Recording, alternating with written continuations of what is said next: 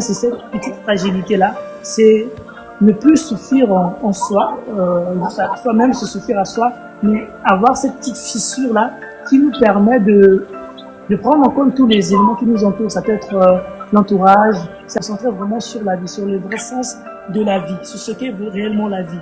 Et la vie, c'est pas seulement soi, c'est l'originalité se trouve en soi.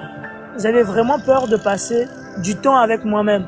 Ça me faisait très peur parce que j'avais l'impression de me poser trop de questions, j'avais l'impression d'avoir des pensées suicidaires, vraiment c'est ça, pouvoir se dire oui, je suis intelligent, oui, la société m'a appris telle chose, mais il faut que j'aille fouiller en moi pour pouvoir trouver cette particularité, cette richesse qu'il faut donner.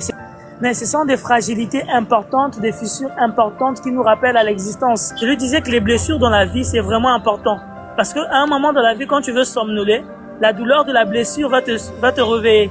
Pour te rappeler qu'il n'est pas temps de dormir, il faut savoir avancer. C'est vraiment une quête de tous les jours. C'est vraiment juste être attentif à soi-même. Bienvenue à notre petit Break. Ce soir, nous recevons un invité particulier, Emerléan Kimossi. Il est le présentateur de l'émission Jeunesse, on en parle, et une émission qui reçoit différentes personnalités différentes personnalités au niveau du Congo, autour des questions qui touchent la jeunesse, les défis, mais également les opportunités qui s'ouvrent à la jeunesse, parce que nombreux sont présents au pays, mais ne sont pas toujours conscients de toutes les opportunités disponibles. Et Emerléan, au travers de son canal qui est donc Jeunesse on en parle, permet vraiment à plusieurs de découvrir ces opportunités, de découvrir également des entrepreneurs, de découvrir des parcours, de s'inspirer, d'être encouragé et vraiment de réaliser que la jeunesse congolaise est vraiment une jeunesse qui prend le pas, qui se responsabilise. Je saisis justement cette occasion, Emerléan, pour te saluer pour cette initiative. Félicitations à toi. Et je vais également ajouter que, mis à part l'émission donc Jeunesse on en parle, il est également l'initiateur des live shows, toujours une activité qui rassemble les jeunes autour des questions qui concernent la jeunesse, mais cette fois-ci le live show est en présentiel. Et je vais justement vous inviter donc à vous abonner à ces pages, à suivre ces différents réseaux sociaux pour que vous soyez informés des différentes activités, des différents invités qu'il reçoit lors de ces émissions. Ceci étant dit, Emerléan ce soir nous rejoint pour discuter, pour échanger, pour partager ses connaissances autour de la question de quotient émotionnel et quotient intellectuel. Nous entendons très souvent parler de ces différentes thématiques, mais aujourd'hui on aimerait avoir plus d'éclaircissements, on aimerait comprendre ce que c'est que le quotient intellectuel, ce que c'est que le quotient émotionnel et comment avoir un équilibre parfait au quotidien. Emerléan, je te donne la parole. Ça me fait énormément plaisir d'être reçu par toi, de recevoir cette invitation-là. Pour moi, une personne qui a l'habitude de recevoir les gens sur le plateau, ça me fait plaisir de savoir qu'aussi il y a des gens qui peuvent penser à moi. Ça me fait des diki dans le ventre. Et voilà. Je pense que ce sujet, déjà sur ce programme, tu as reçu énormément de jeunes très très talentueux déjà. Je pense que tu as cette capacité-là personnelle d'identifier des gens que moi je peux dire sur le quotient intellectuel, c'est cette capacité à comprendre, à analyser, à raisonner et voilà tout ce qui est lié à notre intelligence, notre cerveau, en gros un peu tout ce qu'on nous apprend au quotidien, un peu à l'école, tout de suite on peut assigner ça à ça. Et ce qui est quotient émotionnel, c'est cette capacité à se comprendre déjà, savoir se maîtriser, savoir comprendre aussi les autres dans la société. Et d'une certaine manière, quand quotient émotionnel, on n'entend pas souvent parler parce que tout ce qui est lié aux émotions, c'est une faiblesse. C'est ce qu'on se dit dans la société. Donc voilà pourquoi on entend souvent parler d'intelligence, quotient intellectuel et tout. Voilà, quand tu es intelligent, quand tu as de bonnes notes, quand tu excelles à l'école, voilà, ça c'est bien, on applaudit par la société. Mais dès que tu montres tes émotions, surtout quand tu es un homme, c'est une grosse faiblesse. Donc, ce que je veux dire tout de suite d'entrée de jeu, donc quotient intellectuel, c'est ce qui est lié à, on va dire, un peu à la tête, mais et que l'intelligence émotionnelle, ça va vraiment dans le sens de ce qu'on vit au quotidien, quoi, du vécu, du ressenti de toutes les épreuves au quotidien. Wow, merci beaucoup. Tu as vraiment fait bien défini chaque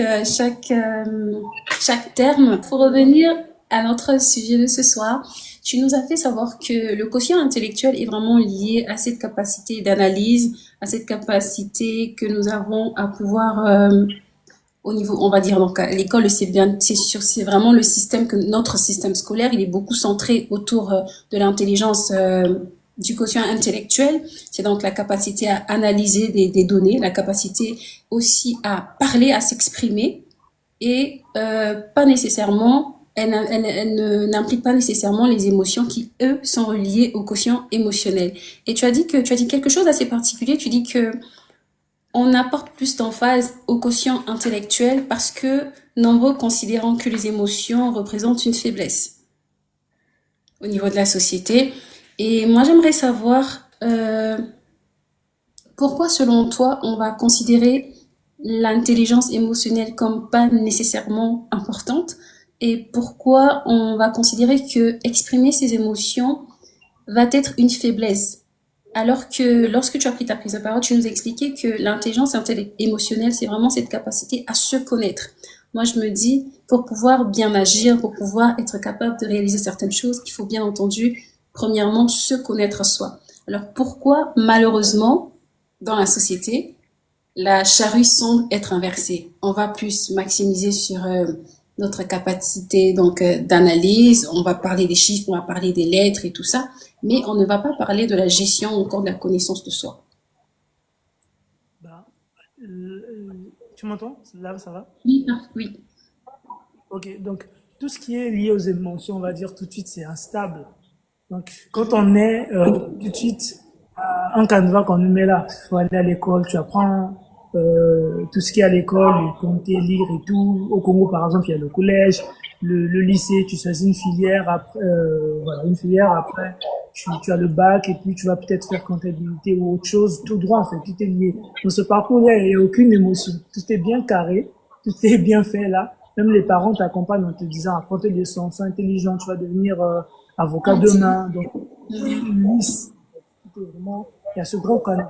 Et quand tu fais rentrer les émotions là-dedans, il y a l'instabilité. Parce que tu vas laisser place à ton ressenti. Tu vas dire aux parents, moi, je vais pas faire le droit parce que je ne sens pas, c'est moi qui paie tes études. Tu n'as pas le droit de choisir ce que tu dois faire ou pas. Tu vois, donc, il y a déjà, quand on est déjà, il y a cette instabilité-là déjà, où tout est carré, dans ta va, tu dois le suivre. Et déjà, je pense que peut-être, je vais peut-être me tromper, mais toi, par exemple, à quel moment tu te dis qu'il faut apprendre à se connaître et tout? C'est vraiment un peu très tard, je pense. C'est Prépare, pas tout. exactement. C'est avec ton vécu, les personnes que tu rencontres, cette maturité que tu acquiers, qui fait que à un moment, tu te dis, bah, pourquoi je vis?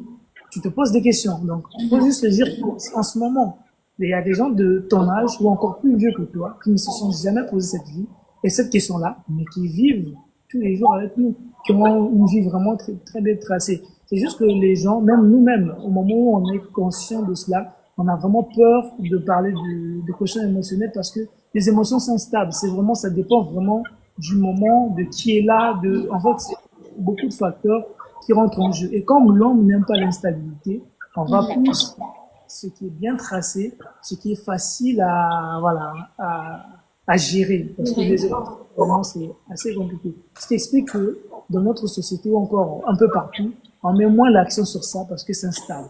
Et pour pouvoir s'en sortir un peu rapidement, on se dit, bon, tout ce qui est intelligence, c'est nous qui gérons, mais tout ce qui est émotion, on laisse à Dieu. C'est lui qui contrôle, c'est lui qui va gérer. Il y a... Et c'est... Mhm. Alors, la question des émotions est très instable, et le parcours on va dire des enfants, ou encore nos parcours sont généralement tracés par nos parents dès notre plus jeune âge. Ils décident de la filière qu'on va étudier parce que justement, ce sont eux qui prennent en charge nos études, et c'est eux qui vont tracer le canevas. Tu as utilisé l'expression canevas. Et malheureusement, donc, nos ressentis ne seront pas toujours pris en compte dans ces prises de décision-là. J'ai aimé le fait que tu as parlé de quelque chose, tu as parlé de l'instabilité des émotions. Et c'est vraiment quelque chose que l'on doit justement prendre en compte parce que la différence entre l'intelligence émotionnelle et l'intelligence intellectuelle, c'est que au niveau des émotions, tout est instable. Tout varie en fonction du moment, tout varie en fonction de la situation, tout varie en fonction de l'environnement, en fonction vraiment de même des personnes qui nous entourent. Et cela demande, à mon sens, un peu plus de maîtrise. Cela demande vraiment un peu plus de contrôle que l'intelligence intellectuelle ou encore oui, l'intelligence intellectuelle. Et moi, je vais te poser la question, Emerléan, comment selon toi on peut remédier à ça? Parce que moi, par exemple, j'en ai été victime. J'avais, c'est vrai, des désirs qui ne s'alignaient pas nécessairement à ceux de mes parents. Et comme tu as souligné, ce sont les parents qui prennent en charge nos études. Alors, c'était, voilà, obéir instinctivement au choix de nos parents sans vraiment se poser beaucoup de questions. Voilà, on va, on étudie et puis on avance et on ne se pose pas vraiment les bonnes questions. On ne cherche pas vraiment à se connaître, on ne cherche pas vraiment à se découvrir pour être savoir ce dont on est réellement capable. Moi, j'aimerais te poser la question, émerveillant. Aujourd'hui, je pense que toi, tu as vécu ce parcours, tu as fait cette étude, ces différentes analyses de qui tu es, de ta personne, dans quoi tu excelles exactement. Est-ce que tu peux nous révéler, nous dire quels sont les avantages de développer très tôt notre intelligence émotionnelle? Les avantages, c'est que quand on développe très tôt, ça nous permet très vite à ne pas commettre certaines erreurs. C'est vraiment, ça nous permet à nous découvrir, à être vraiment en accord avec soi-même. Mais bon, là, moi, que je me pose là tout de suite par rapport à ta question, je me dis, bah, très tôt, c'est quel âge? Puis c'est quel moment de la vie? Parce que il y aura aussi peut-être pour une personne qui découvre tout ça, par exemple, à 49 ans, par exemple, il peut se dire que c'est très tôt, peut-être. Donc vraiment, c'est très varié, ça dépend du contexte. Comme on dit, c'est vraiment stable. Même là, en discutant, c'est vraiment quelque chose d'instable. Parce que pourquoi je le dis? Parce que il y a des gens qui nous écoutent. Quand, en général, les gens prennent la parole et donnent des astuces, les gens ont tendance à appliquer à la lettre. Si je dis très tôt, par exemple, si on se disait que c'est à 20 ans, la personne qui a 25 ans va se dire, ouais, ça veut dire que moi j'ai raté le coche, je suis en retard, je peux plus me rattraper. Et c'est une façon de dire que, par exemple, tout ce qu'on partage là, ça peut s'appliquer à tout le monde. Et ça ne s'applique pas en faisant du copier-coller. C'est vraiment aussi en essayant, tout ce que je dis, je vais dire ceci, tout ce que je suis en train de dire, c'est vrai, mais pour moi. Donc, de façon générale, tout ce qui écoute, c'est faux pour eux. Pourquoi? Parce que moi, je le dis par rapport à mon vécu, par rapport à ce qui m'a ramené là. Et l'intelligence, par rapport à ce que moi je dis, c'est de voir ce que lui dit, comment est-ce que je peux l'adapter à ma vie pour pouvoir avancer, mais pas appliquer exactement ce qu'on se dit. Sinon, on risque de se perdre, tu vois. Parce que là, on parle vraiment des émotions. Comme tu l'as dit, l'émotion dépend du temps, des gens qui sont là à ce moment-là et de beaucoup d'autres facteurs, tu vois. Donc, c'est vraiment ça l'avantage, vraiment, c'est que quand très tôt, peu importe le moment, quand on arrive à prendre conscience de nos émotions, ça nous permet vraiment d'avoir une autre direction. On n'est plus en vrai victime de notre vie, mais tout ce qu'on mène comme vie, tout ce qui nous arrive, c'est un peu contrôlé, on va dire. Une chose t'arrive, moi déjà, je crois pas au hasard. Tout ce qui m'arrive, je sais que ce qui arrive, même si ça me dépasse, pour toi qui aimes les versets, on dit que Dieu ne va pas laisser qu'on soit tenté au-delà de nos forces. À chaque situation, il nous donne les outils nécessaires pour pouvoir s'en sortir. Ça veut dire que chaque étape de la vie, on a toujours les ressources nécessaires pour pouvoir s'en sortir.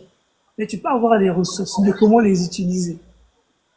Tu vois? Exactement, ça aussi. Il y a tout ça. Donc, il y a tout cela en ce qui concerne les émotions. C'est vrai, même prendre conscience de tout ça ne veut pas dire que tu vas tout de suite réussir ou tu vas tout de suite les maîtriser. Moi, il y a une chose que je dis souvent, quand je prends la parole, je dis souvent que je suis quelqu'un de timide, je suis très peureux. Je lui dis ouvertement, c'est généralement les premiers mots lorsque je prends la parole. Mais il y a des gens qui me disent, tu ne l'es pas. Mais simplement, moi, je suis conscient de cette limite-là. Et moi, il y a une autre chose que je dis, c'est que la peur, la timidité, toutes ces émotions-là ne sont aucunement une faiblesse. Moi, je prends l'exemple d'un Didier. On est comme des Didier en Ok. la peur, la timidité, tout ça, sont comme des boutons Tu m'entends? Ce sont comme des boutons de la table de mixage d'un DJ. C'est lui qui décide à quel moment, sur quoi mettre le volume. Et c'est lui qui décide sur quoi mettre le volume. S'il veut mettre, parce qu'à un moment, la peur peut t'aider à éviter une certaine bêtise.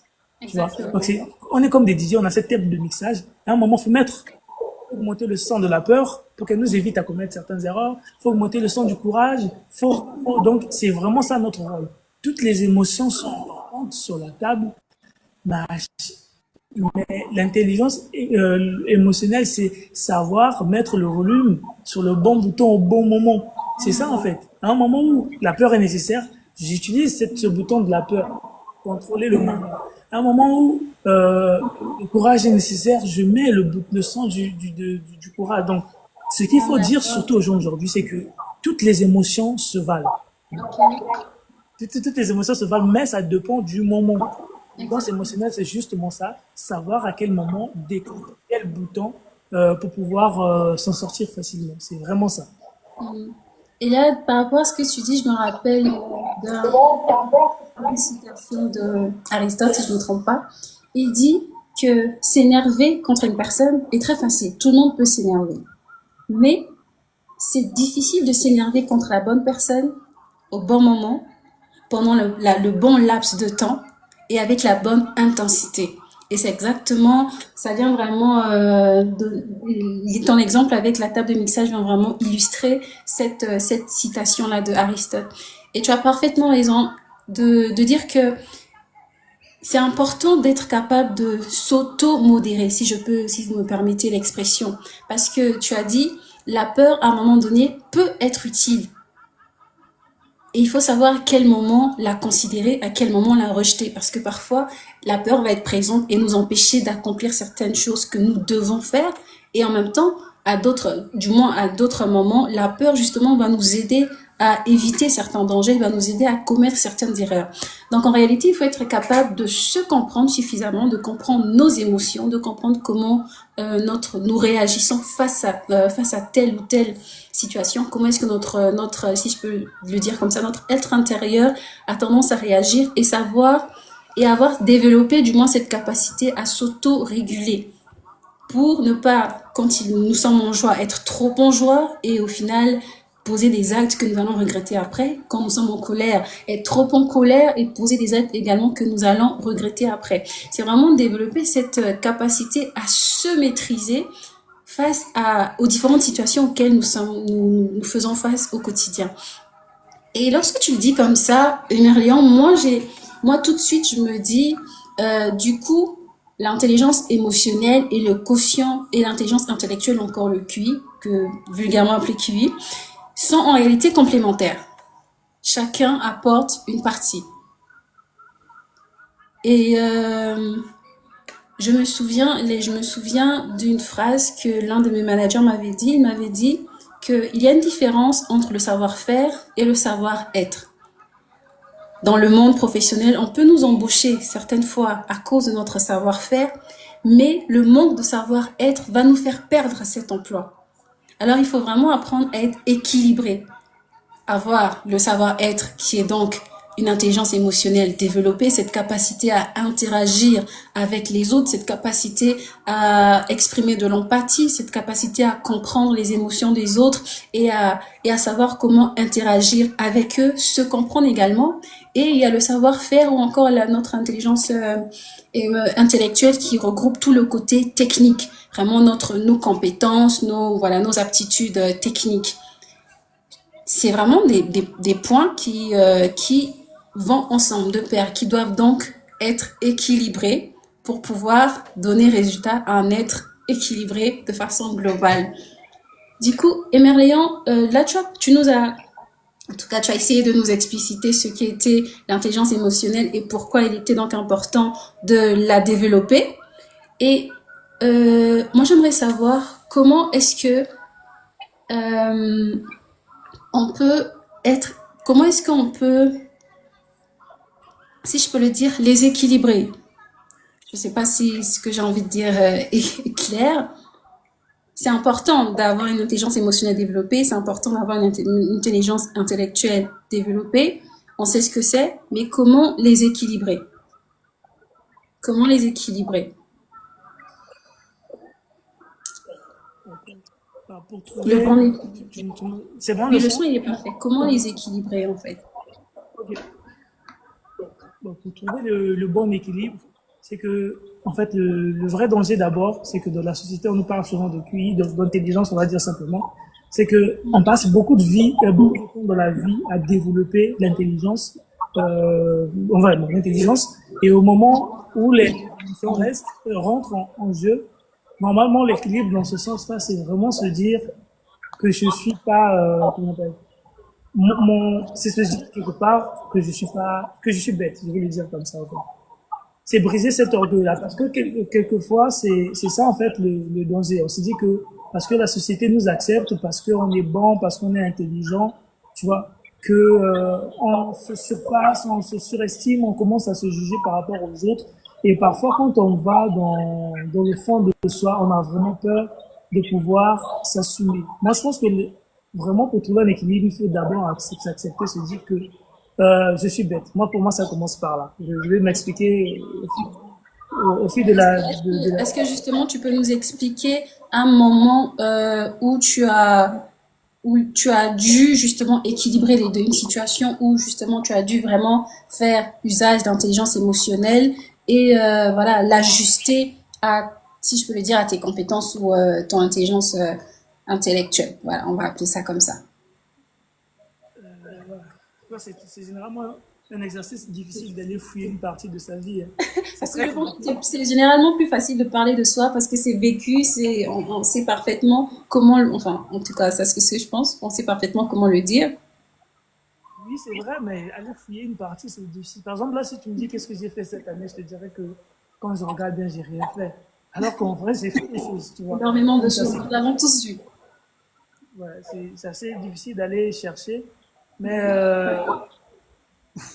voilà, je suis trop intelligent, je pense, à ce moment. Donc, c'est compliqué. Mais vraiment, dans la vie, pour moi, en ce qui me concerne, je, pour moi, tout a commencé d'abord, pour mettre le contexte, c'est lorsque j'ai raté mon bac lorsque j'ai raté mon bac. Quand j'ai raté mon bac, on me demandait pourquoi tu as raté. J'ai dit j'avais raté parce que j'étais très intelligent. C'est ce que j'avais dit. Parce que à ce moment-là, du primaire, on va dire, jusqu'au bac, j'étais très intelligent. Toujours premier, toujours. Donc j'étais resté dans ce confort-là. Et même lorsque j'ai raté, mon directeur allait faire imprimer à la DEC une autre liste, donc la page suivante. Mais bien qu'elle était vierge, aucun nom, mais il voulait s'assurer que par erreur, mon nom ne serait pas retrouvé là-bas. Et Ok. cette étape m'a permis de me dire, je suis trop intelligent, il faut que j'apprenne à être moins intelligent pour pouvoir avancer facilement dans la vie. Donc, moi, me reposer sur ces acquis que j'avais et me concentrer maintenant sur la personne que j'étais réellement dans le fond. C'est vraiment ça, parce que, comme j'ai dit au départ, notre société nous a appris, nous a mis dans un certain confort du début jusqu'à la fin du parcours. Il n'y a pas un moment où vraiment notre cerveau rentre en jeu. Et chaque fois même que ton cerveau veut rentrer en jeu, tes parents te disent que tu devais trop un permis. Moi, je dis ceci, toi, tu veux raisonner. Toi, moi qui a déjà vécu, tu vois. Donc, il y a ces freinages-là qu'on a tout de suite en Canva déjà grandissant. passé. Et c'est ce qui arrive. Voilà, tout est tracé. Et moi, c'est quand j'ai raté le bac que je me suis dit, ouais, là, j'étais trop intelligent. Il faut que j'apprenne à être un peu bête, donc à être fragile, on va dire. Donc, cette intelligence émotionnelle, c'est cette petite fragilité-là. C'est ne plus suffire en soi, soi-même se suffire à soi, mais avoir cette petite fissure-là qui nous permet de prendre en compte tous les éléments qui nous entourent. Ça peut être l'entourage, ça peut réellement, c'est comme vraiment, on va dire, déchirer son diplôme et se concentrer vraiment sur la vie, sur le vrai sens de la vie, sur ce qu'est réellement la vie. Et la vie, c'est pas seulement soi, ce sont les amis qui permettent de grandir. Ce sont voilà, tout ce qui nous entoure. Parce que moi, aujourd'hui, je pense que je suis quelqu'un déjà qui observe beaucoup. J'observe beaucoup, mais en vrai, je passe beaucoup de temps seul. Et vraiment, la solitude, c'est quelque chose qui me connaît. Et je passe beaucoup de temps seul parce que je me dis, j'ai vraiment peur d'être contaminé par les autres. J'ai vraiment peur d'être influencé par ce qui se passe autour de moi. Et je pense que c'est ce qui me fait moi aujourd'hui. Il y y a des choses que j'arrive à faire, les gens me disent, bah, pourquoi tu fais ça et tout. Mais c'est simplement parce que, en vrai, je suis arrivé à un stade de ma vie où je n'ai des comptes à rendre à personne. Je suis arrivé à un stade où, tout ce qui m'intéresse, c'est que je sois heureux dans ce que je fais. Tu vois. Donc, lorsque je publie un truc sur mon statut et tout, je ne pose pas la question de savoir qu'est-ce que Paul va dire et tout. Non, je me demande est-ce que je peux facilement assumer. Si ça revenait vers moi, est-ce que je vais réellement assumer cette personne-là? Parce qu'aujourd'hui, ce qui me fait vraiment mal, c'est que aujourd'hui, je connais beaucoup de jeunes, tu vois. Grâce à la jeunesse, on m'en parle, je rencontre beaucoup de jeunes et ce sont des gens avec lesquels je traîne, on va dire. Et quand tu traînes avec la personne en off, tu as l'impression, en fait, tu vois que c'est la meilleure personne au monde. Mais lorsqu'il est devant les gens et fake, tu vois, c'est pas vraiment lui. Et je pense que ce problème-là, est très présent ici à Brazzaville. Pourquoi? Parce que à Brazzaville, c'est une ville, on va dire, administrative. On est tous en mode bureau et tout. On est en mode administration. On est en mode tout carré. Donc, la société doit me voir pour me paraître. Tu vois? Aujourd'hui, quand je te promène à Brazzaville, si tu vois, on va dire, même les mécaniciens sont rares maintenant à se promener avec leur tenue. Ça, c'est quoi, la société va me juger, je suis simple mécanicien. Va à Pointe-Noire, par exemple, tu vas voir comment ceux qui sont des soudeurs en mer, comment ceux qui sont des soudeurs en mer, comment ils sortent en ville avec leur tenue pour montrer tout. C'est pour montrer une certaine différence avec nos villes. On est dans un cadre où c'est vraiment, on est très carré, on est créatif. Et moi, vraiment, pour revenir à cette question, le contexte où mon côté, mes émotions m'ont vraiment aidé, c'est vraiment dans le sens de l'entrepreneuriat, surtout de jeunesse, on en parle. Je fais vraiment, bon, c'est vrai que Murphy aime parler du plan, mais moi, j'ai vraiment pas de plan, mais j'ai une sensibilité, en fait. Ok. Tu vois. Tout ce que je pense que tu as vu réellement récemment, les vidéos que j'ai publiées et tout, c'est vraiment la sensibilité. C'est pas un truc que je planifie depuis un mois. Je peux être là, je m'assois, je trouve un truc, un déclic rapide. Moi, j'ai cette petite voix-là, identifier des talents. Je ne sais pas si tu es en mesure de reprendre ce que tu disais afin qu'on puisse comprendre exactement. Est-ce que tu es là, Emerlian? Oui. Ok, il est là. Oui, je suis là, mais il y a beaucoup de bruit. On va aller. Non, non, parle. Si tu arrives à m'entendre, ça va. Moi, je peux continuer. C'est bon? On t'entend parfaitement, t'inquiète pas, on t'entend parfaitement. Ta voix prend le dessus. C'est bon? Bonjour à tonton Armel qui est là. Oui, oui, c'est bon, on t'entend parfaitement. Bonsoir aussi à la pépite qui est là. Ok.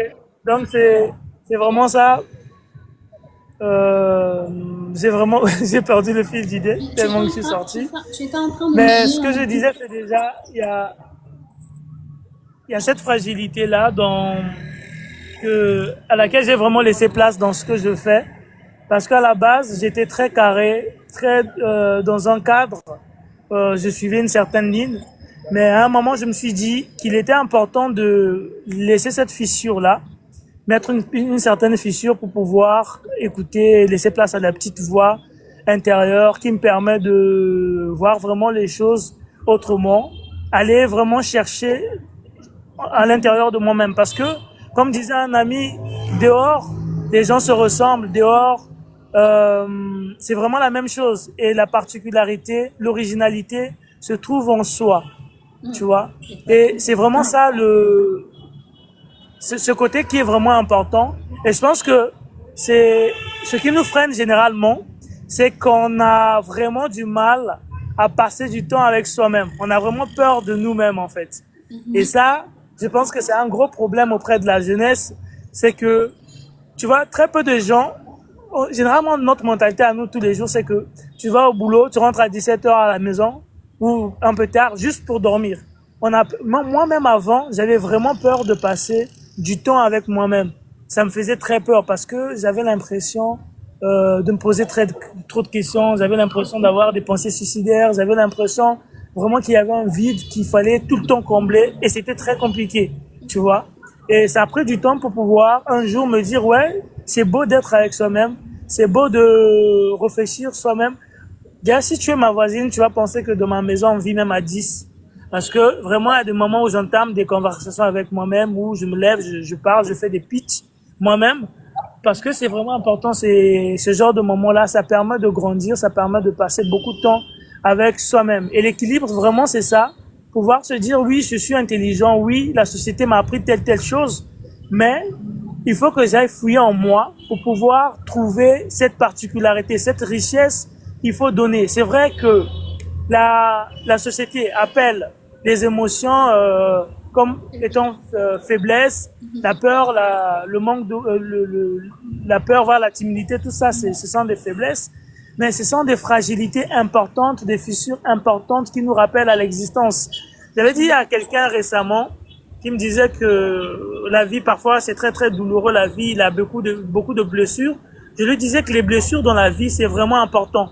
Parce qu'à un moment dans la vie, quand tu veux somnoler, la douleur de la blessure va te réveiller pour te rappeler qu'il n'est pas temps de dormir, il faut savoir avancer. Donc, tout ce qui nous arrive dans la vie, tout ce parcours-là est important.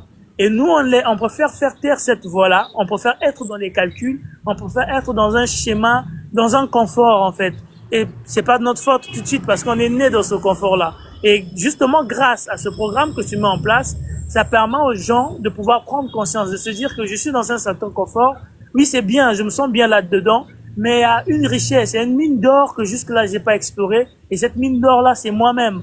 Et c'est ça, en fait, la particularité. C'est ce qui fait l'originalité de chaque jeune. Ce qui fait qu'aujourd'hui, si on remarque les Mark Zuckerberg, si on remarque les Elon Musk, ce sont des gens, des grosses têtes. Parfois, on se dit, qu'est-ce qui fait de la société?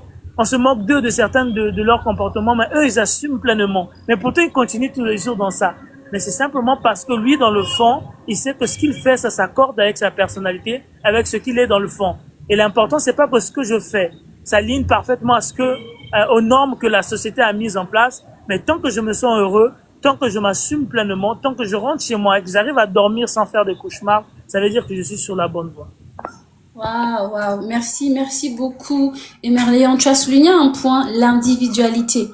Et c'est vrai, effectivement, l'individualité est très souvent mal perçue parce qu'on va nous dire, ce n'est pas comme ça qu'on fait les choses, c'est pas comme ça que les choses se passent ici, c'est pas comme ça que ça se passe dans notre famille, ce n'est pas le type de parcours que l'on suit dans notre famille, ce n'est pas le type d'endroit où les gens de notre société ou encore les gens de notre classe se rendent pour telle ou telle raison.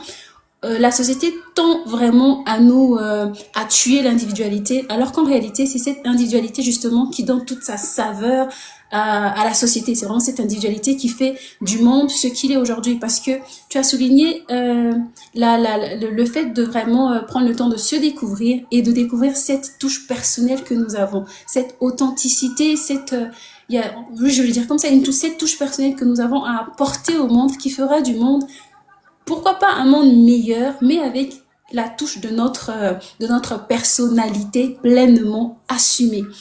Et c'est vrai, c'est vraiment un mal aujourd'hui et qui vraiment nous encercle dans une boîte, qui nous encercle dans un système de conduite, un système de pensée, un système conduite de pensée, de réflexion. Et on se tue, on s'oublie, et on abandonne réellement la personne on s'éloigne de la personne que nous sommes réellement.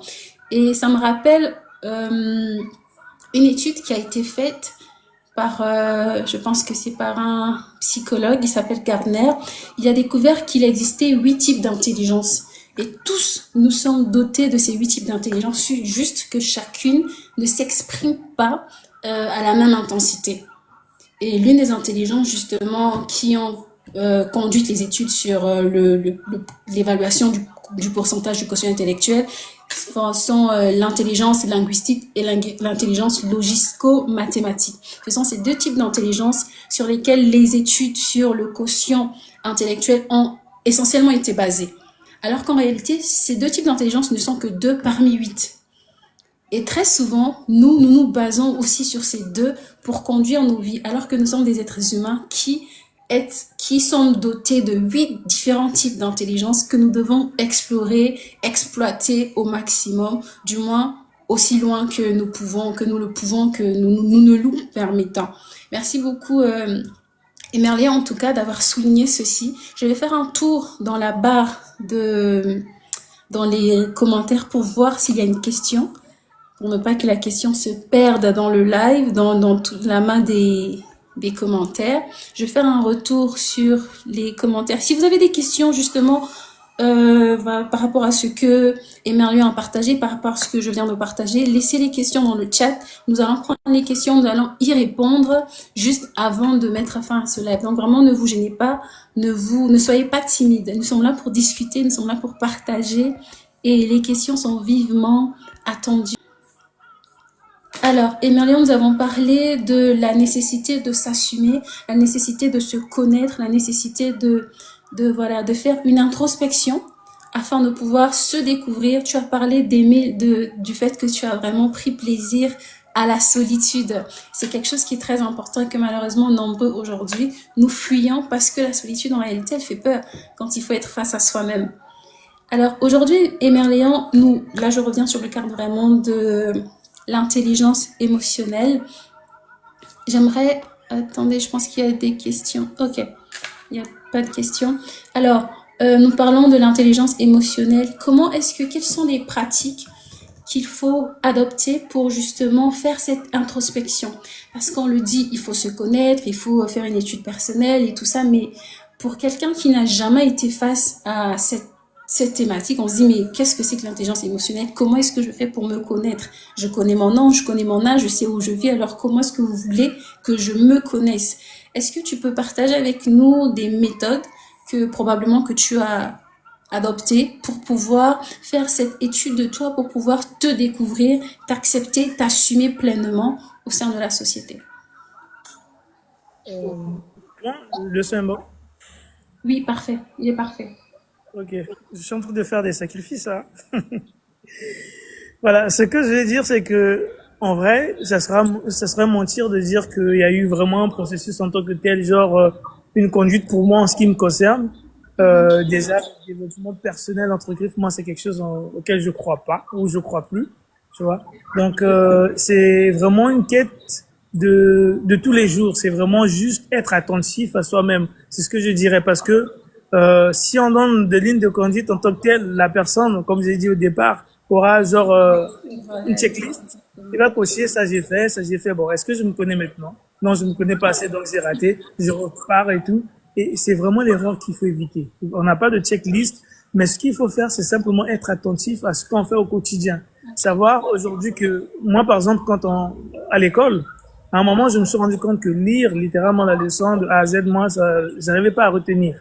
Tu vois, je connaissais cette faiblesse-là. Du coup, je lisais dans un système où aujourd'hui je lis mon cahier du début jusqu'à la fin sans répéter. Je ferme. Prochainement, je lis jusqu'à la fin sans répéter. J'ai fait au moins 3 fois. Et avant le devoir, j'essaie de lire maintenant tout doucement et ça rentrait plus facilement pour moi. Donc, ça veut simplement dire que le plus important ou encore la meilleure méthode pour pouvoir trouver une formule qui convient à nous-mêmes, c'est être attentif à ce qu'on fait.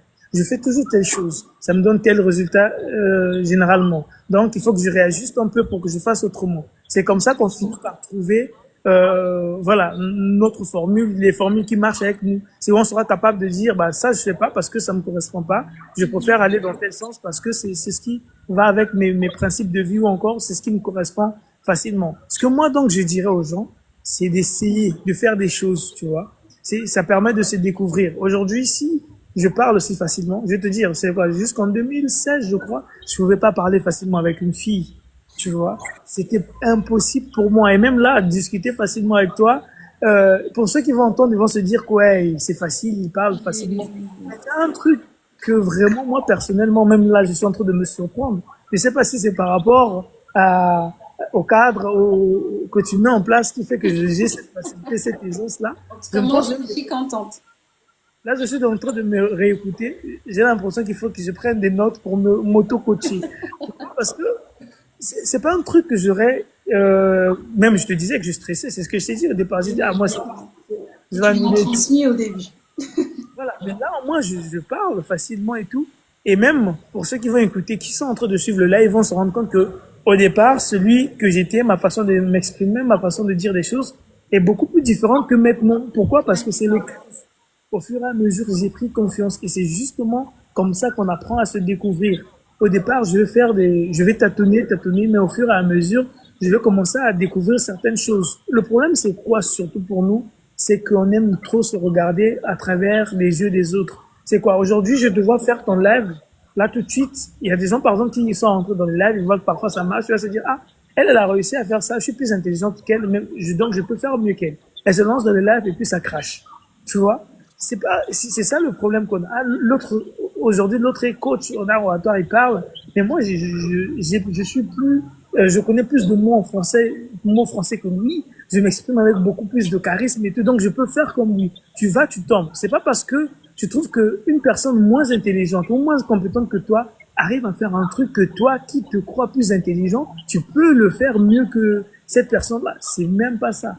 Si tu vois, aujourd'hui, tu peux être très intelligent, mais dans la vie, tu vas réussir que dans des petites choses qui ne valent pas ton intelligence, en fait. C'est justement ça. Et l'intelligence émotionnelle, c'est cette humilité-là. C'est cette dose d'humilité. C'est où je parlais au départ, je disais, il faut dire que je suis bête. C'est cette dose d'humilité-là qui s'insère. Ton orgueil, ton intelligence te montre que tu es au-delà de tout. Ou encore, pour nous, les hommes, parfois, dans nos relations, on se dit, je suis un homme, je dois. Moi, je dis parfois, dans ma relation, je dis, à ma copine, je dis, je suis pas un homme dans cette relation. C'est simplement, quand je dis je suis pas un homme, ça veut pas dire que, voilà, Non, je me c'est suis, renonce. quand je dis je suis pas un homme, ça veut dire que je renonce à tous les clichés qu'on met sur les hommes. C'est simplement, ça veut dire que moi, si tu peux pas, je peux faire la lessive à ta place, je peux faire la vaisselle à ta place, je le fais. Et tant que ça peut te permettre peut-être à te soulager, à ce que tu te concentres sur autre chose. Et c'est justement ça, en fait, l'intelligence émotionnelle, c'est cette dose d'humilité qui rentre. C'est cette petite fissure qui vient au milieu de cette intelligence qu'on a. Et pour les chrétiens, on peut dire que c'est cette place qu'on laisse à Dieu dans la création. Il y a quelqu'un qui le disait, il faut, à un moment, faut savoir redescendre et laisser la place à Dieu, en fait, dans la création. C'est vraiment important. Je disais même ça à un ami, en ce qui concerne la religion, je disais, les fissures, les failles, tout ce qu'on a dans la vie, tout ce qu'on pense être des faiblesses et tout, ce sont des failles nécessaires pour que, tu vois, l'huile de Dieu, quand ça, on dit, l'huile commence par la tête, pour que ça rentre, il faut qu'il trouve des petites fissures et tout, c'est par là que ça rentre. Donc, tout ce que le monde appelle faiblesse, tout ce que les gens appellent, voilà, faiblesse et tout, ce sont les fissures exprès que Dieu met dans nos vies à la naissance pour que lui passe par là. De telle sorte que demain, si j'ose prendre la parole devant les gens, je dis, ouais, j'étais pas capable de faire ça. Si Dieu rentrait par là pour pouvoir montrer, en fait, donc c'est tout ce qu'on appelle faiblesse, sont des portes que Dieu laisse, ce sont des espaces que Dieu laisse expressément à la naissance pour que lui il rentre par là. Sinon, si tu es trop lisse, si tu es trop parfait, si tu fais tout trop bien, lui il rentre par où? Il n'y a plus d'ouverture. Tu vois, tu as un gilet tu es imperméable. Et c'est vraiment ça. Donc, tout ce qu'on a, le point de départ, donc je vais dire, c'est simplement accepter, assumer pleinement ses faiblesses. Dire que moi, je ne peux pas parler, par exemple, au public, où je m'énerve bêtement. Ça, faut l'accepter directement. Je suis du genre à m'énerver bêtement. Je suis du genre à ne pas aimer des échecs. Je suis du genre. Dès le moment où tu es conscient de tes limites, tu excelles pleinement dans la vie. Tout commence par là, en fait. Simplement se dire, oui, c'est vrai que je suis très intelligent, mais dans certaines choses, je suis très nul, tu vois. Le problème, c'est que nous, en tant que jeunes, on est trop intelligents. On veut montrer aux gens qu'on est trop intelligents, qu'on n'a pas de faille. Et moi, je le dis tout le temps, je suis quelqu'un de très faible et je m'en fous de ce que vous allez penser. Ça ne m'empêche pas de faire des choses incroyables qui peuvent impressionner les gens.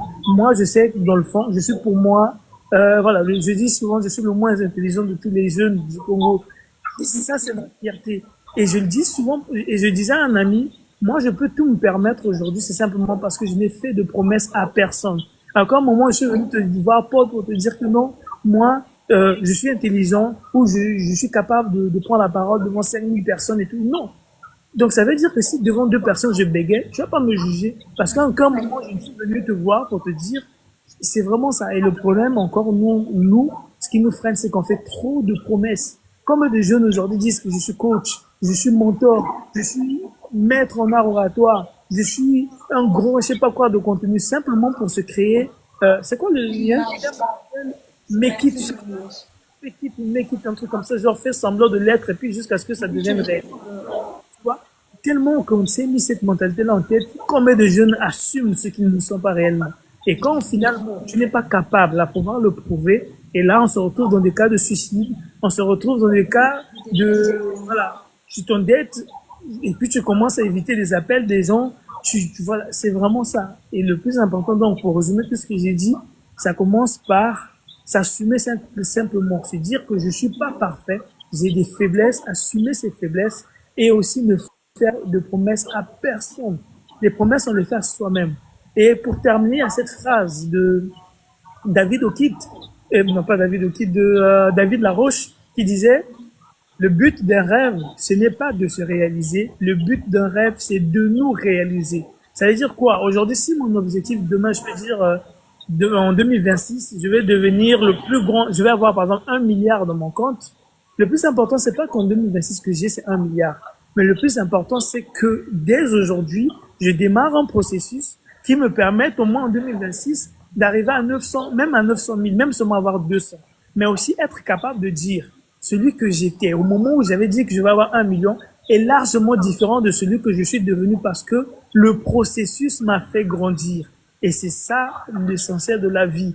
On a des objectifs, on a un plan et l'objectif c'est pas que ce plan se réalise, mais c'est que nous soyons transformés, que nous puissions acquérir des choses.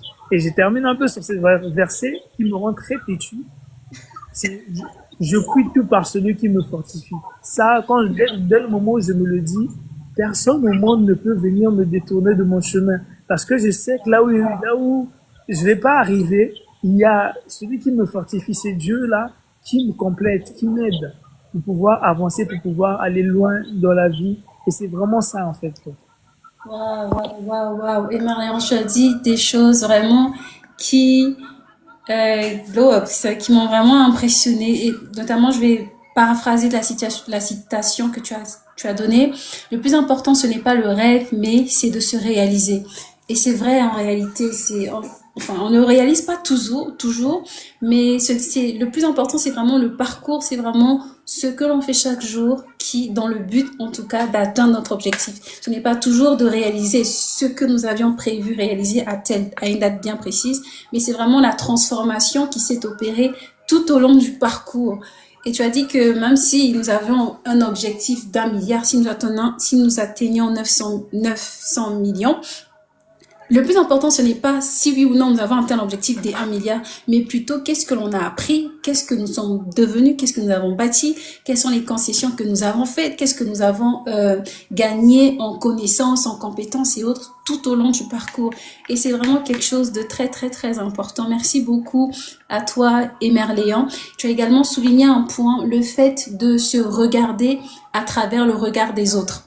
Et c'est clairement une maladie que nous avons essentiellement dans notre jeunesse, majoritairement, même je vais dire, c'est l'un des problèmes les plus présents. C'est vraiment cette tendance à vouloir se regarder dans les regards des autres, donc à vouloir plaire, à vouloir rentrer dans des canevas, à vouloir rentrer dans des cadres préétablis et se mentir à soi-même, s'oublier et parfois même aller à l'encontre de ce que l'on pouvait appeler au départ des valeurs et des principes. En tout cas, merci beaucoup à toi et Merlin pour ce partage. Je vais refaire un autre tour dans la barre des commentaires pour voir s'il y a des questions. Et sur le coup, nous avons parlé, donc sur cette question, tu as essentiellement parlé d'intelligence émotionnelle et de comment tu as précisé. Tu as dit que tu ne veux pas donner de canevas bien précis parce que tous nous sommes différents, nous avons des parcours différents, mais le plus important, c'est vraiment la transformation qui s'opère à l'intérieur de nous. Et sur le coup, moi, j'aimerais savoir, Emerléan, c'est vrai qu'il faut apprendre à ne pas se regarder au travers le regard des autres, mais comment est-ce que on peut justement se bâtir, comment est-ce qu'on peut s'assumer? Je sais que ma question elle est répétitive, mais quand tu nous dis qu'il faut que je m'assume, que moi je me considère comme étant le moins intelligent de la société, comment est-ce que réellement on peut se bâtir cette assurance que toi tu as pu bâtir? J'aimerais vraiment que tu me donnes une piste. Comment est-ce qu'on peut bâtir cette assurance pour pouvoir justement être capable d'avancer, de flow dans la vie? Bah, c'est bon le son? Oui, le son il est parfait. Ok. Donc c'est surtout par rapport à la société. On se rend compte que aujourd'hui dans la société, peu importe ce qu'on fait, peu importe la manière dont on avance, il y aura forcément des gens qui vont pas apprécier, des gens qui vont te dire bah ce que tu as fait c'est pas bon et tout. Il y a trop de jugements autour de soi que c'est vraiment difficile de s'épanouir. Et au final, on se rend compte que parfois, les critiques qu'on reçoit des gens, c'est pas parce qu'on fait mal. C'est simplement parce qu'on correspond pas aux attentes des autres. C'est simplement parce que parfois, il y a une grosse frustration auprès des gens. Tu vois, quand quelqu'un a essayé de faire un truc et te voit toi réussir là-dedans, il y a une certaine jalousie là-dedans. T'as l'impression que vraiment, c'est vraiment, je crois que c'est un conseil qu'il te donne, mais vraiment, c'est simplement la personne est frustrée que toi tu aies réussi là où elle n'a pas réussi et tout. Et il y a tellement de, même quand on se promène, hein, quand on est entre jeunes, il y a tellement de coups bas aujourd'hui. Tu peux faire ton truc là, je te dis, ah, mais ce que tu fais, c'est incroyable et tout. Alors que dans le fond, je sais que c'est de la merde et tout, tu vois. C'est tellement ça, et tu vois, tu continues de la bêtise, et voilà, moi, je suis là. Je suis content juste de te voir dans cette merde-là, Voilà. et voilà. Tant que tu n'es pas plus que moi, ça me va, quoi. Voilà, c'est vraiment ça. Il y a ce côté-là. Jusqu'à ce que récemment, je disais même à quelqu'un, j'ai du mal à croire à l'unité de la jeunesse congolaise. C'est trop fake, tu vois. On est trop tant que l'autre ne te dépasse pas, tu cautionnes. Dès que l'autre te dépasse, ça Il y a bloque. de la jalousie. Et, et c'est vraiment ça. Aujourd'hui, quand tu es vraiment fatigué de moi déjà aujourd'hui, je dirais que j'ai pas eu la chance d'avoir des parents très très instruits et tout. Donc, tout de suite, j'étais un peu, on va dire, un peu entre guillemets abandonné à moi-même. Ça m'arrivait même à ce que, quand mon père faisait des exercices, moi j'arrive en route, j'arrache la feuille, je fais à ma manière parce que j'avais l'impression que lui, ce qu'il faisait là n'était même pas juste. Et pourtant, parfois, ce qu'il lui avait fait était très juste et moi j'ai faussé. Mais simplement, j'avais ce côté-là de douter de ce qu'il faisait parce que je me disais qu'il n'était pas peut-être plus intelligent que moi parce que voilà, il n'a pas forcément fait des longues études. Je suis l'aîné, donc j'ai personne au-dessus de moi, personne pour m'orienter. Donc c'est vraiment, je suis allé en mode self-made man, tu vois. Et moi déjà, ça m'est arrivé une fois, je me suis levé une fois à la maison, j'ai dit à mes parents, la semaine prochaine, je vais aller à Porte-Nord. Sans savoir comment j'avais même pas de billet, même pas rien du tout. J'ai dit à mes parents, la semaine prochaine, je vais vraiment aller à Porte-Nord. Ils ont dit, mais comment tu vas aller et tout? On a une tante là-bas, j'ai rapidement contacté la tante, j'ai dit je vais venir à Porte-Noire. Mais avant de la contacter, j'ai contacté un ami, j'ai dit moi j'ai envie de venir à Porte-Noire la semaine prochaine. Il n'y a pas un événement que vous organisez là-bas. Ils m'ont dit non, il y a une conférence et puis tu peux venir, tu peux venir en tant qu'intervenant. J'ai dit j'ai pas de billet. J'ai dit oui, on peut payer le billet à l'intervenant. Mais moi en partant, je savais que je revenais, tu vois. Je suis parti, j'ai vécu avec la tante, mais après, ça s'est un peu mal passé parce que moi j'étais allé avec la mentalité où je viens me chercher. Mais lui, elle me prenait comme un fils, tu vois. Jusqu'à ce qu'à un moment, je dis, je dois quitter la maison. Et j'ai quitté la maison et après aussi, il y a quelques temps, je me suis même retrouvé un peu à la rue sans que les parents me sachent à Brazzaville. Pourtant, j'ai une maison ici. Mais c'est une expérience, moi, qui m'a beaucoup servi, qui m'a, déjà, tu vois, on dit généralement une personne, quand tu as été têtu une fois que ça a marché, tu deviens très têtu toute ta vie. Parce que tu te dis, c'est cette petitesse-là qui m'a permis de m'en sortir. Donc, ça va toujours m'aider on s'appuie sur nos expériences et tout. Donc, c'est vraiment ça la vie. Vraiment, c'est beaucoup de courage, en fait. C'est se dire, c'est vrai, j'aurais fait ce choix aussi et que ça aurait peut-être mal pu se passer pour moi. Mais c'est comme je dis, moi, je prends cette petite voix-là que j'écoute. Je crois vraiment en Dieu, je suis vraiment croyant. Et je crois faire un moment que, moi, je crois déjà pas au hasard. Je crois que chacune des actions, c'est Dieu qui rend ces actions-là possibles, en fait. Et je crois pas au hasard. Tu vois, moi, j'arrive à un moment où, même à l'église, quand on dit, faut prier pour vos problèmes. Tu sais, moi, j'arrive pas à prier parce que je me rends compte que c'est pas de problème. Même quand je monte l'argent. Je te jure, c'est l'une des, Tu ne c'est considères l'un, pas comme un problème. pardon? Tu ne considères pas le manque d'argent comme un problème, en fait. Non, en fait, peu importe ce que, même quand je suis malade, je vois pas comme un problème parce que on va dans le sens où tout est accompli, tout est bon, déjà tout fait, tu vois. Bien, Je suis d'accord. vraiment dans cette posture où, quand je vais à l'église, il faut prier. J'ai dit, Dieu, quand à un moment j'étais parlé des outils, tu m'as donné les outils nécessaires pour pouvoir avancer. Je crois fermement que face à cette situation, j'ai les outils. Donne-moi simplement la maturité pour pouvoir les utiliser afin que je m'en sorte. Parce il y a ce verset qui nous rappelle carrément que Dieu, à cette situation, nous donne les outils nécessaires. Donc, ce que je vais demander, c'est pas qu'il me sorte de la situation, mais qu'il me donne la maturité, l'intelligence d'utiliser ces outils-là pour pouvoir avancer, m'en sortir. Donc, moi, quand je vais à l'église, je ne prie pas pour mes problèmes. Je me dis, non, Dieu a déjà tout accompli. C'est à moi de savoir quel est le message derrière cette épreuve que je traverse. Parfois, tu arrives même, ça nous arrive tous, tu t'inquiètes pour une situation, le lendemain, tu te rends compte que heureusement que cette situation est arrivée, parce que ça m'a permis de rencontrer parfois telle personne, ou ça m'a permis de ne pas aller trop vite, d'être ralenti pour pouvoir saisir telle ou telle autre opportunité. Et quand tu te rends compte que la vie, c'est vraiment ça, on se plaint des choses pour au final se rendre compte, et pour au final dire amen à ce qui est arrivé, mais pourquoi prier contre ces choses-là? C'est dire simplement Dieu, quel est le secret derrière cette leçon? Quel est le secret derrière ce que je vis en ce moment? Éclaire-moi et laisse-moi avancer. Et ce qu'il faut savoir aussi, ce qu'il faut noter aussi, rappeler aux gens, c'est que l'intelligence émotionnelle aussi, c'est savoir quand est-ce que notre force s'arrête et que la place de Dieu prend place en fait. C'est vraiment ça, parce qu'on n'a pas le contrôle sur tout. C'est pas possible. Il y a un endroit où, quand on doit s'arrêter parce que la main de Dieu rentre en jeu.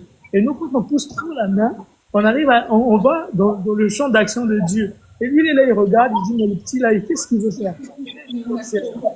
Tu vois? Donc, l'intelligence émotionnelle, c'est vraiment ça aussi, savoir se dire, non, là, moi, je suis à bout, je m'arrête, mais qu'il y a Dieu derrière. Et le piège, c'est que, ça me fait, comme je répète, ça me fait plaisir que tu insistes sur cette notion-là. Parce qu'à un moment, nous, comme on ne maîtrise pas l'intelligence émotionnelle, comme on ne veut pas s'assumer, on laisse ça au domaine de Dieu. Nos colères, on lève ma colère, je veux plus être colérique, je veux plus faire ceci, tu vois. Alors que ça, c'est un truc qu'il faut que nous, on peut gérer très facilement, tu vois. Tu es en train de prier, tu dis, gère la colère, gère ceci, gère ceci. Et toi, tu agis à quel moment, en fait, justement? Exactement. Et ça, parmi les problèmes, c'est qu'on s'est dit, tout ce qu'on ne comprend pas en nous, c'est à Dieu de gérer ça, en fait. C'est ce qu'on s'est dit. Alors que parfois, c'est très simple, il suffit simplement de prendre un moment, s'asseoir, se poser des bonnes questions, se dire, voilà, j'ai vécu ma vie jusqu'à aujourd'hui, j'ai tel âge, j'ai fait des choix qui m'ont conduit là, là, et aujourd'hui, vraiment, j'ai envie de faire autrement, j'ai envie d'avancer autrement, j'ai envie de vraiment vivre différemment. Et vivre différemment, c'est tout en soi, parce que tout ce qui est à l'extérieur, je me répète, et c'est pour tout le monde, c'est pour le public. Lorsqu'on publie un truc sur un statut WhatsApp, c'est pour tout le monde déjà. Mais ce qui se trouve dans nos galeries et tout, toi forcément, il y a des moments dans ton téléphone où il y a des choses que tu ne peux pas partager. Et ces moments qui t'appartiennent, ces moments qui te font du bien.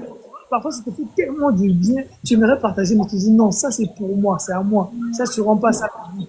Et c'est ça, en fait, l'intimité qu'on a avec nos téléphones, pour se dire que ça, je peux publier, ça m'appartient pour mes moments personnels. Même en termes de musique, par exemple, il y a des musiques où tu peux assumer devant les gens, tu te mets, ah ouais, moi j'écoute tel artiste et tout. Mais il y a des artistes où il y a des sons que tu peux même pas écouter devant les gens, mais ça te fait tellement du bien, ça te met hors de toi, voilà, c'est vraiment ça.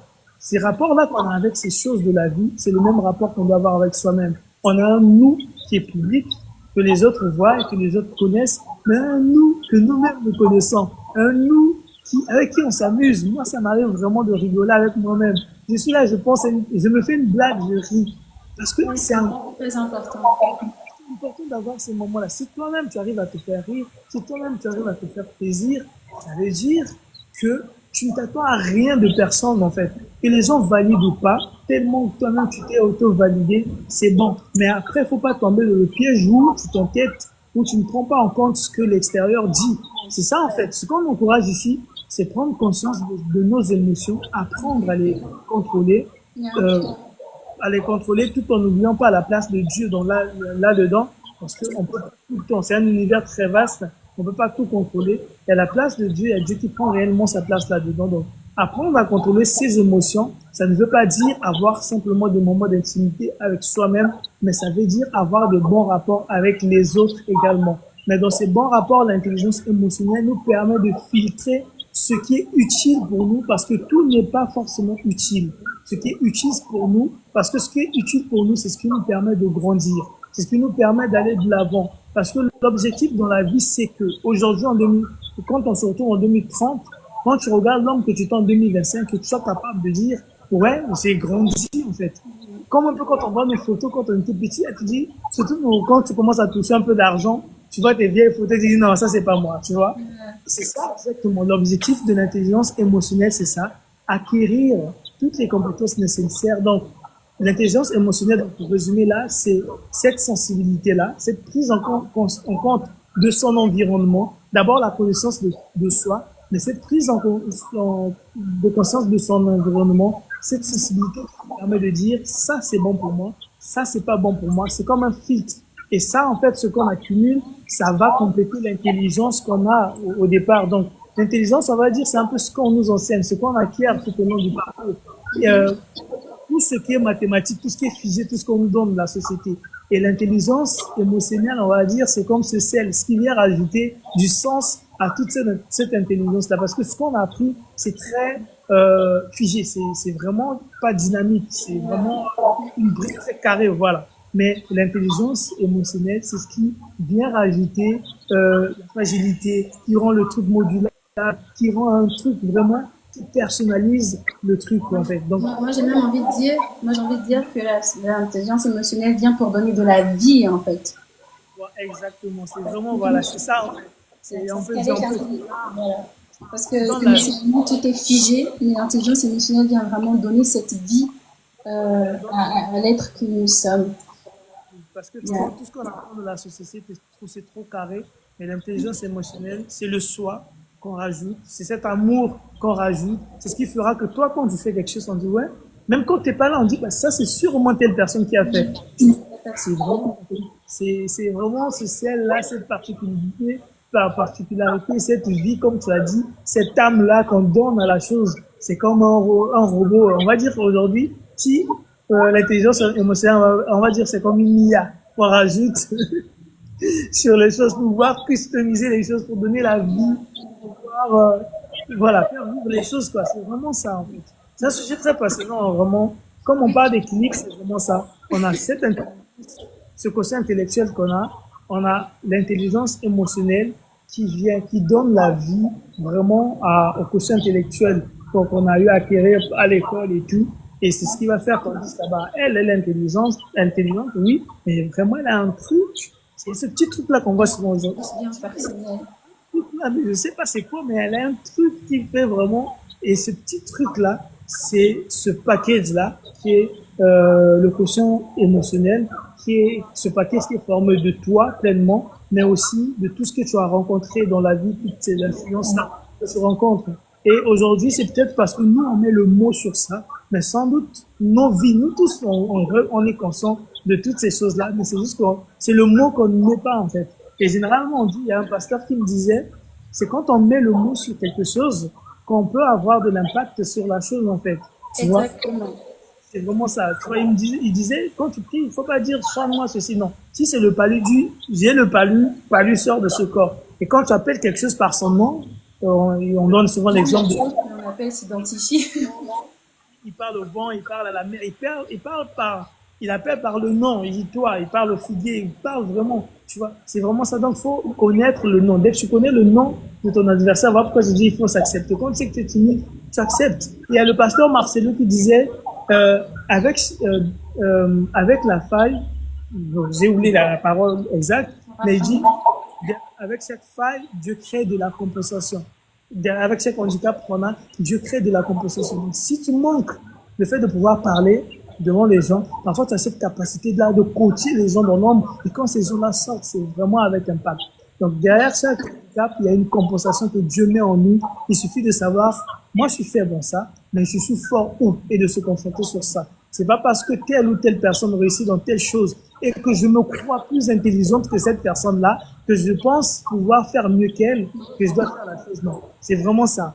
Je suis intelligent, je suis plus intelligent peut-être que toi, mais ça ne va absolument pas dire que je peux faire mieux que toi ce que tu fais.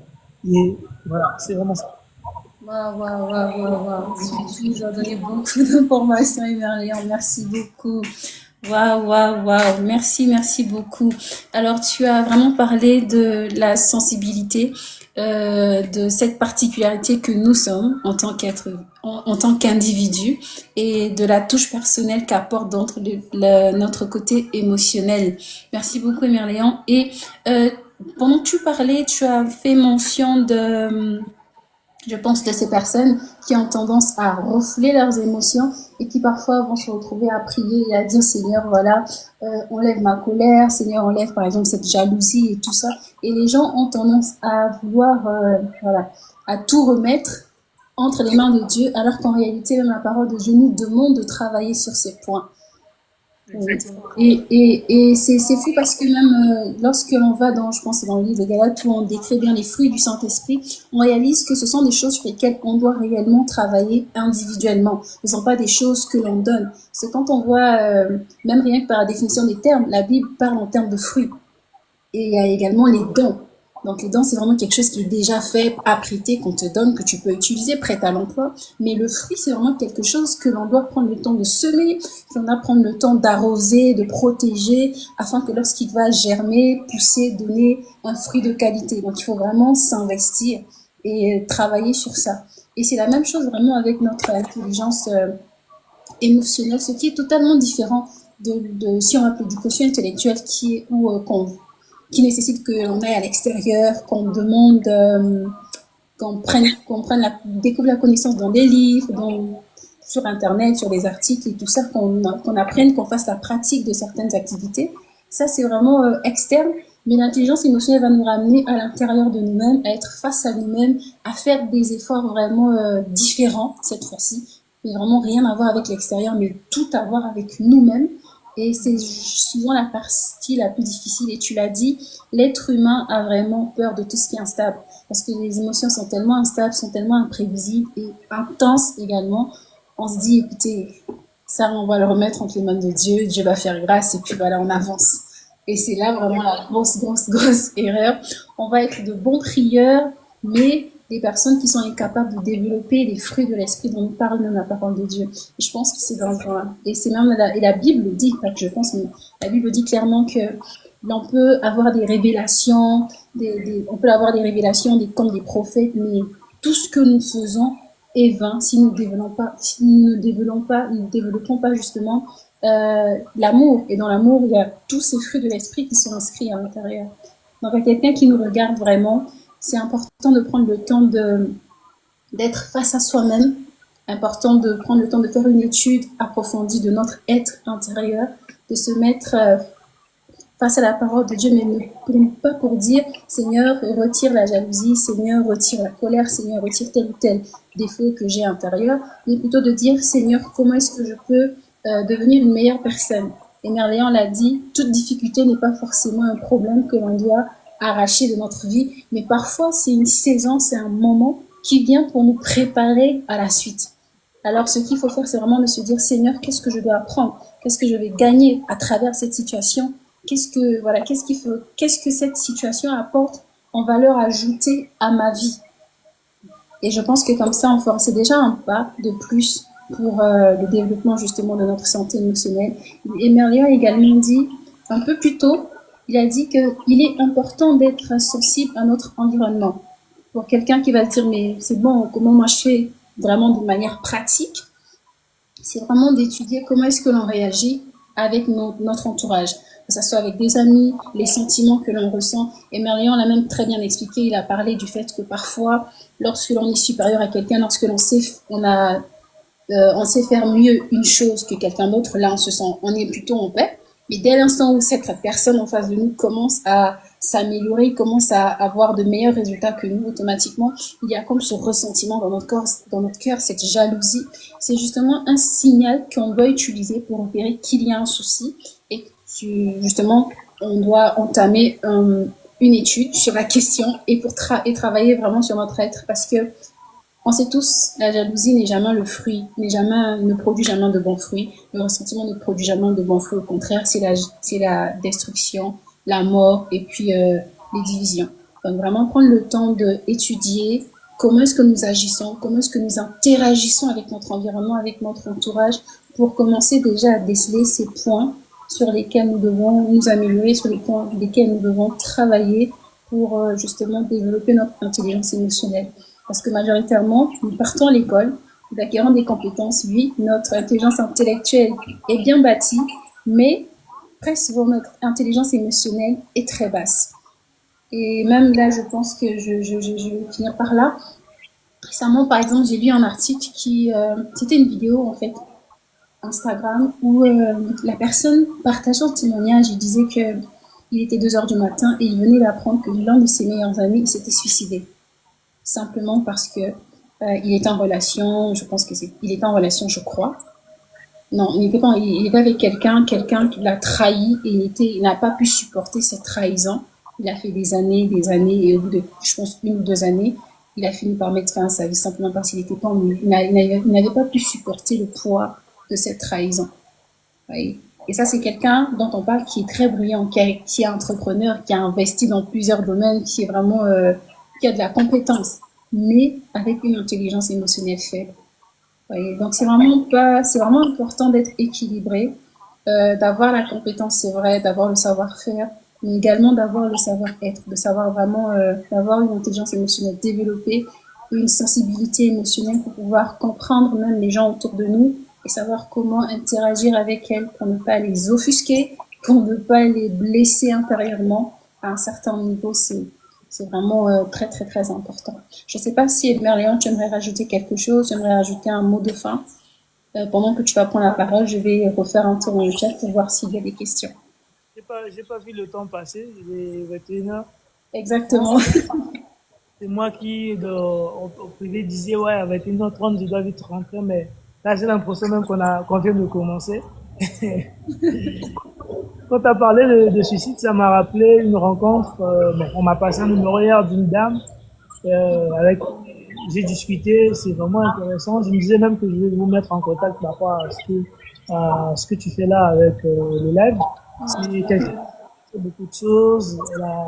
Elle le dit ouvertement qu'elle s'est prostituée pour pouvoir vivre, pour pouvoir trouver de l'argent et nourrir son enfant, qu'à un moment même elle a pris des pilules pour se suicider.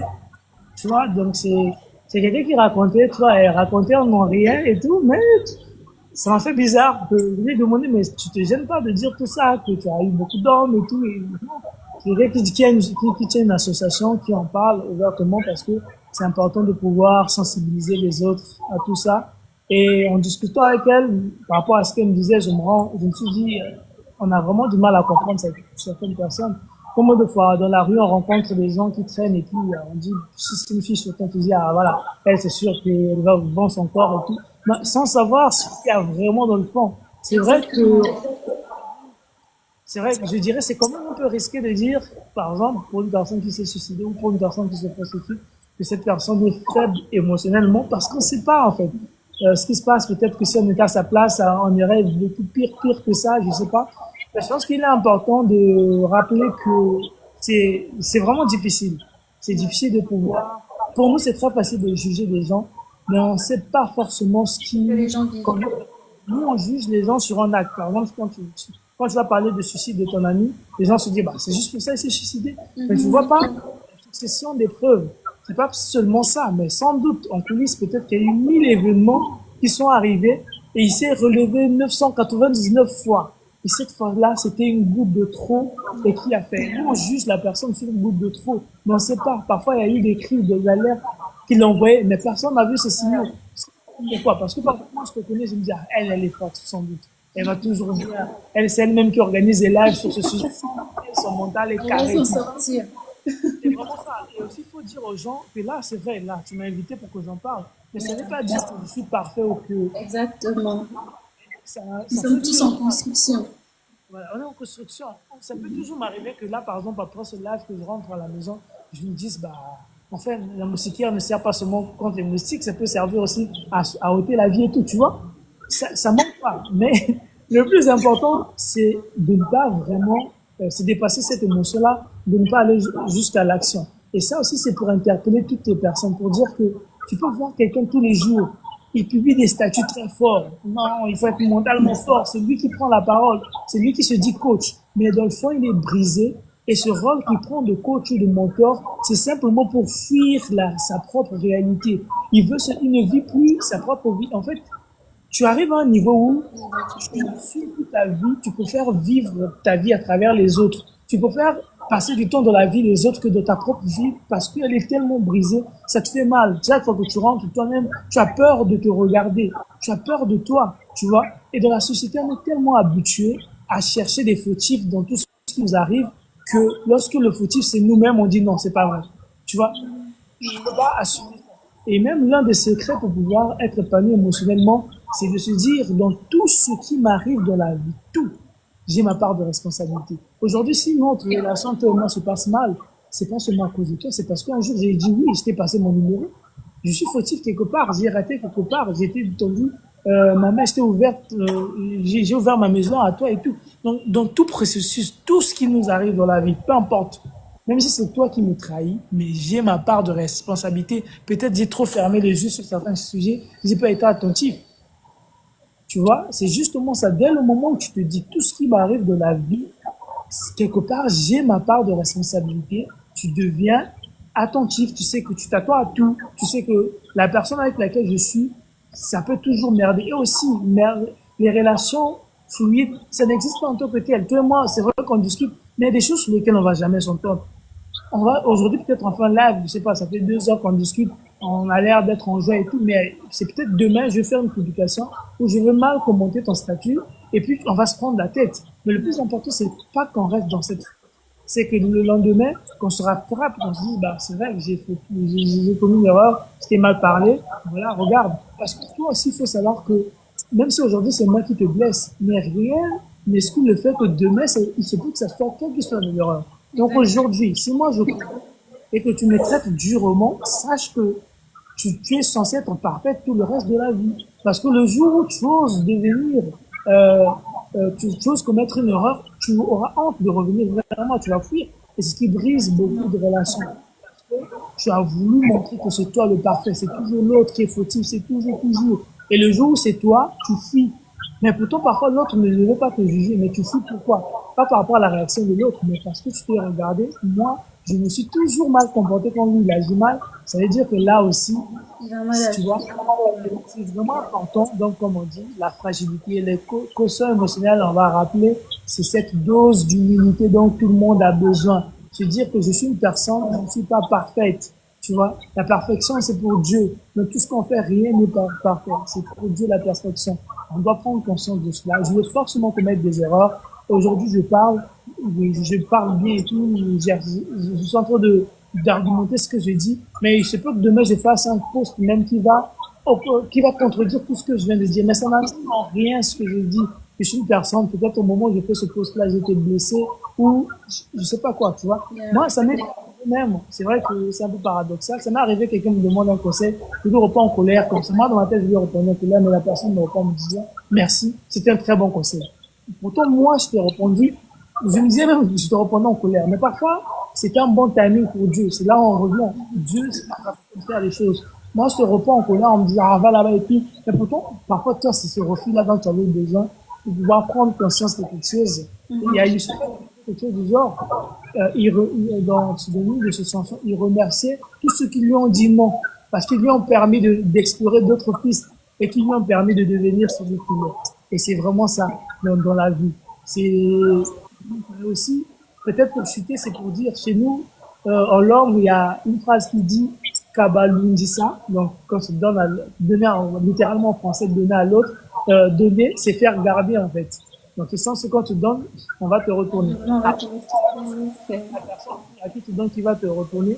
Pourquoi je dis donner, Kabalunsa, donc donner, c'est faire garder à quelqu'un. Ça veut dire quoi? Aujourd'hui, toi et moi ayons conscience de ce quotient émotionnel et tout. On doit le partager autour de nous. Parce que si tu le gardes juste pour toi, le jour où toi tu vas tomber, qui va venir te coacher toi? Alors, dans ton cercle, tu es la seule personne qui détient cette science-là. Personne ne pourra venir te rappeler. Alors, quand tu partages tes histoires-là en faisant des lives où tu entretiens ton entourage, ça fait que le jour où toi tu vas te dire, on va dire, mais rappelle-toi de ce que tu nous disais. Il faut qu'on soit fort, il faut qu'on se retrouve.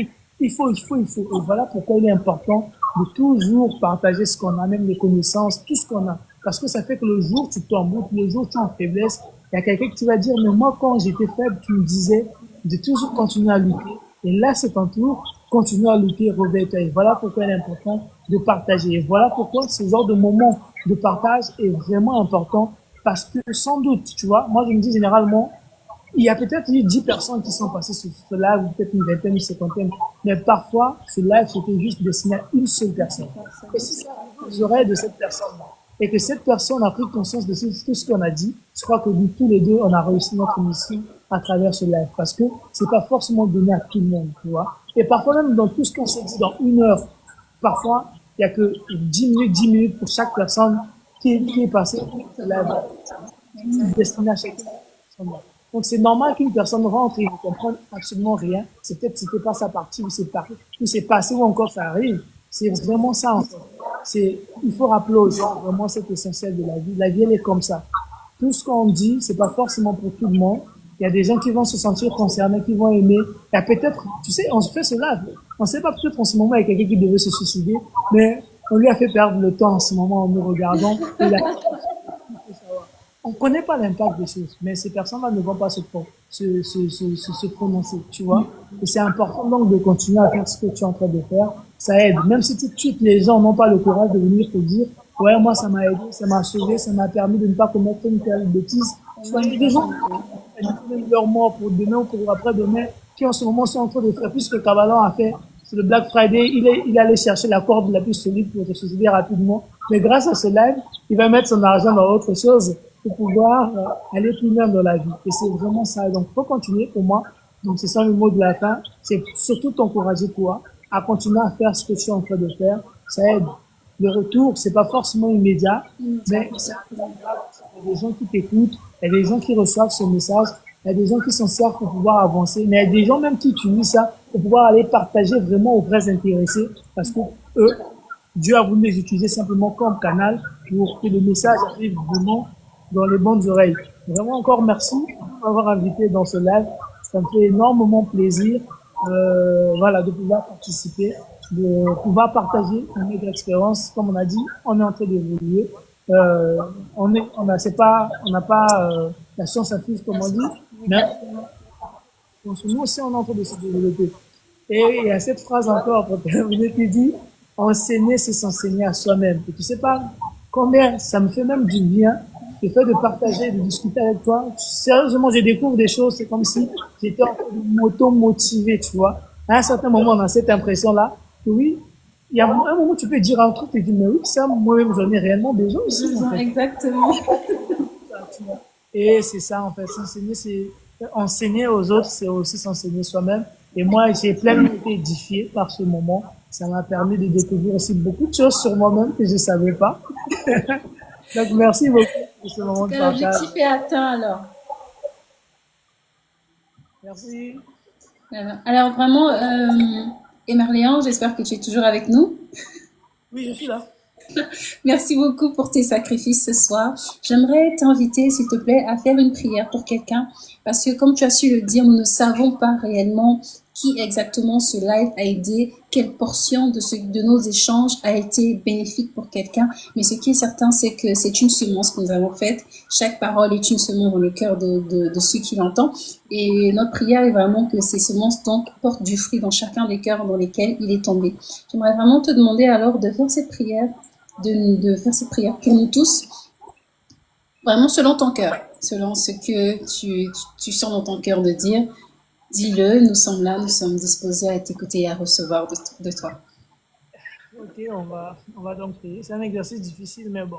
Je suis beaucoup de Murphy dernièrement et j'espère qu'il n'est pas là dans le live. Non, t'inquiète pas. Tu n'as pas besoin d'être là, t'inquiète pas. Tant que cette prière vient de ton cœur. On va aller alors. C'est bon? C'est bon. Ok. Tendre Père Céleste, mon âme te loue, mon âme te rend grâce à toi d'avoir déjà rendu ce moment possible, ce moment où on a pris la parole sur ces réseaux sociaux pour pouvoir aborder ce sujet sur les questions émotionnelles. Sans doute, toi, tu as mis à cœur ce sujet parce que quelque part, tu as vu ton enfant qui avait besoin de ce merveilleux message, qui avait besoin d'être édifié. Et merci, papa, donc, d'avoir déjà inspiré ce thème. Merci déjà d'avoir aussi rendu cette plateforme possible. Et pour tous ceux qui ont écouté ce message, merci, papa, de ce que ce message va tomber dans un cœur fertile, un cœur où ça va vraiment produire des fruits.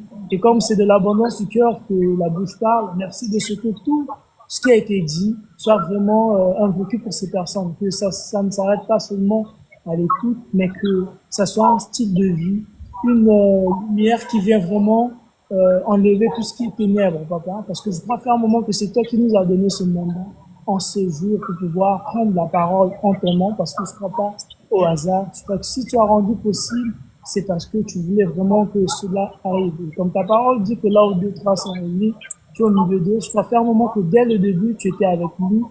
Et jusque-là, tu es encore avec nous. Et toi, comme tu es là, ta parole déclare que la lumière et les ténèbres ne cohabitent pas.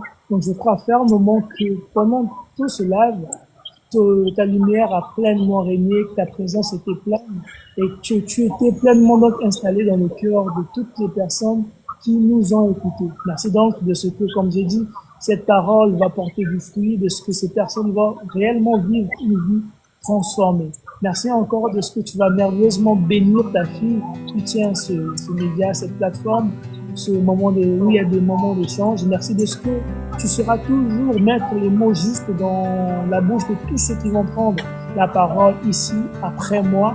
Merci, Papa, de ce que toutes ces paroles qui sortiront d'ici seront des paroles d'édification, des paroles qui vont aider à transformer, qui vont compléter cette œuvre que tu bâtis déjà tous les dimanches dans les églises respectives de tes enfants. J'ai ainsi prié, non puissant miraculeux de Jésus-Christ. Amen.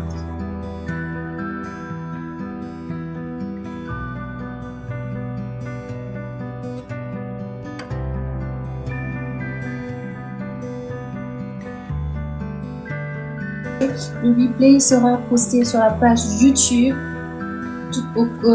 durant la semaine prochaine, entre mardi et mercredi. Dès que le montage sera prêt, le live sera posté.